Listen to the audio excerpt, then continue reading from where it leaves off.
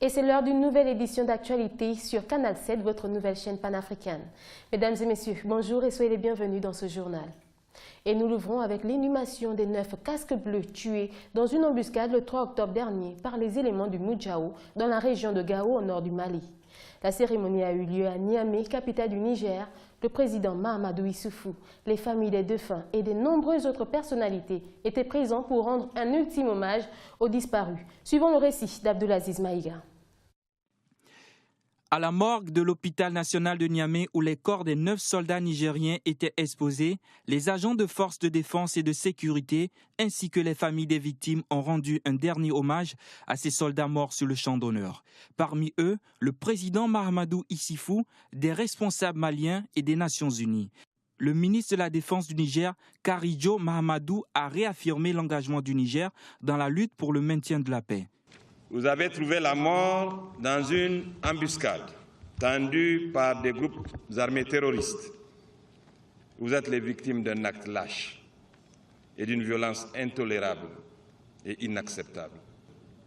L'État du Niger exprime à nouveau sa détermination. Décorés à titre posthume, ces soldats ont été élevés au grade supérieur.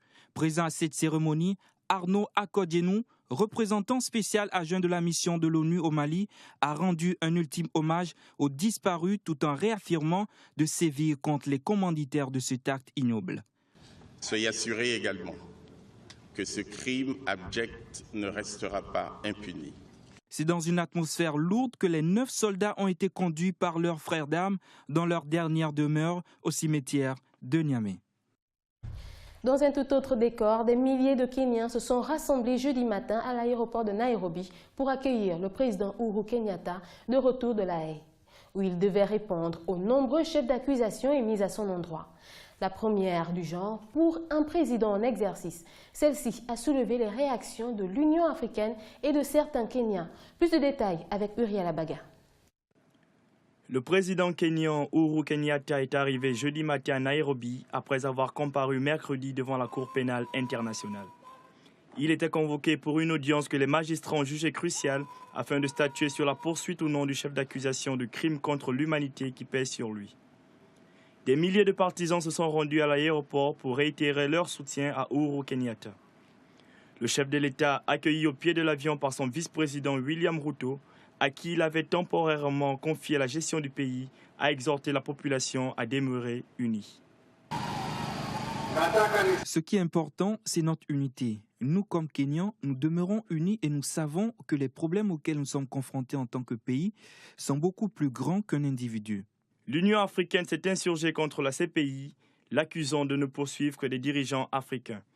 La population kenyane, quant à elle, qualifie cette affaire de honte pour ce pays de la Corne de l'Afrique. C'est pas bon pour notre image si le président comparaît devant un tribunal. On dirait un criminel, donc ce n'est pas quelque chose de bon. C'est une honte pour la nation. Stephen Key, l'avocat de Uhuru Kenyatta, a demandé à la Cour l'abandon des poursuites à l'encontre de son client, avançant, je cite, que ce serait une insulte au bon sens de dire que nous ne méritons pas l'acquittement. L'accusation, qui a plusieurs fois reporté le procès, a reconnu ne pas avoir suffisamment d'éléments pour inculper le président kenyan. Thomas Eric Doukan, le premier patient atteint d'Ebola hors des frontières africaines, est décédé mercredi matin à Dallas où il était hospitalisé. Les autorités américaines ont décidé de renforcer le contrôle des voyageurs en provenance d'Afrique de l'Ouest et John Kerry, le secrétaire d'État américain, est revenu sur la volonté des grandes puissances pour enrayer définitivement le virus Ebola de la planète. Des précisions dans ce reportage.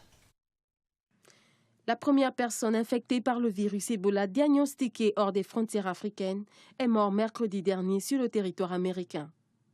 Thomas Eric Doukan, d'origine libérienne, est rentré aux États-Unis le 20 septembre dernier, ne présentant aucun symptôme du virus Ebola. À l'origine, le personnel de santé qui s'occupait de lui avait diagnostiqué une maladie bénigne. Mais 4 jours plus tard, des signes d'une fièvre hémorragique apparaissaient. Monsieur Thomas Eric Doukan est décédé. Nous apprécions le service dévoué du personnel des urgences et du personnel médical qui ont rapidement pris soin de lui. Cela nous blesse profondément et nous espérions que cela n'arriverait pas. Mais au nom de la ville de Dallas, nous présentons nos plus sincères condoléances à la famille et aux amis de M. Duncan. Ce premier cas d'Ebola découvert aux États-Unis réveille beaucoup d'angoisse. Les autorités américaines ont décidé de prendre de fermes résolutions pour la protection des populations américaines. Il y a eu des appels à interdire les voyages en Afrique de l'Ouest. Le problème avec cette approche, c'est qu'elle rend la lutte contre l'épidémie extrêmement difficile. Les employés médicaux pourront difficilement y aller parce qu'ils ne pourront pas ressortir. Si nous rendons la lutte contre l'épidémie en Afrique de l'Ouest encore plus dure, le virus va se répandre non seulement dans ces 3 pays, mais dans d'autres parties d'Afrique, ce qui augmentera finalement notre risque ici aussi. D'après le dernier bilan de l'Organisation mondiale de la santé, le virus Ebola a fait près de 3 900 morts en Afrique de l'Ouest sur plus de 8 000 personnes infectées.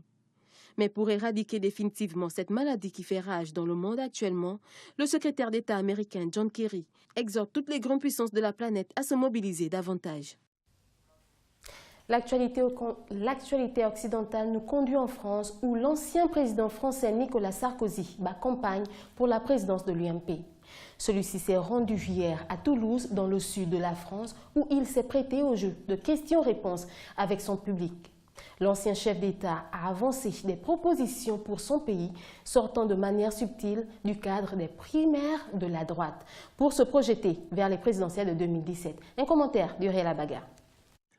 Après son passage à Lambersan, Troyes et Vélizy, la rencontre avec ses partisans à Toulouse était le 4e meeting de Nicolas Sarkozy depuis son retour sur la scène politique fin septembre.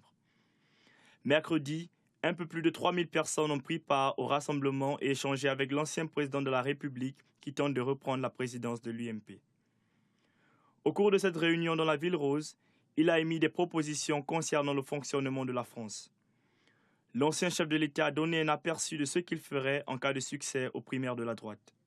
Moi, je suis candidat pour être président de l'UMP. Si je suis élu président de l'UMP, j'essaierai de créer dans les 3 mois la plus vaste formation politique qu'on ait jamais connue dans notre pays. On changera tout. Nicolas Sarkozy s'est ensuite attaqué au gouvernement actuel et au Parti socialiste. Il s'est notamment attaqué à Cécile Duflot, la traitant de plus mauvaise ministre de la France. Nicolas Sarkozy a poursuivi son offensive en frappant sur Christiane Taubira. Il a condamné ce que dit ou fait la ministre de la Justice de François Hollande.